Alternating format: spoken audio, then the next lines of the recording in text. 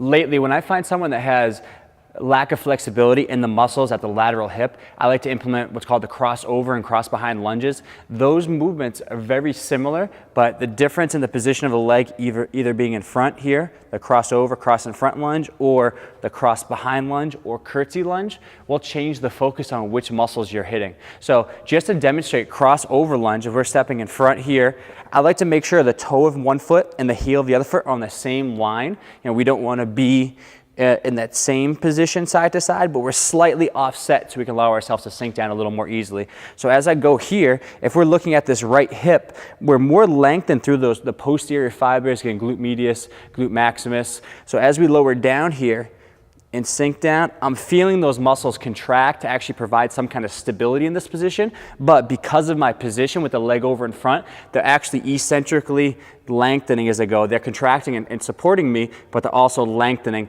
as I lower down. So I can either hold this position, sink down, and come back up, do a few reps right that, or I can actually add it as more of a dynamic warm-up type motion. So if I was walking to the side, I would step down, I would lower, drive myself up, and then go on to the next one. So whichever way you want to implement that to see success, it's up to you. Then our next one, if we're looking at the cross behind lunge, now because this right leg is behind, we have a little more opening through this hip flexor, TFL, more of the anterior fibers of the glute medius and minimus. So in this position, as we lower down, again, I'm feeling still this left leg in that same position as the other one, but also that right leg more towards the front and outside of the hip. So same thing, I could add that into a dynamic warm-up drill, walking to the side, or I can say stationary to go down. So if you're someone that takes a lot of stress through the hips, again, athletes, runners especially, every time we step and have to stabilize, these muscles kind of tense up to support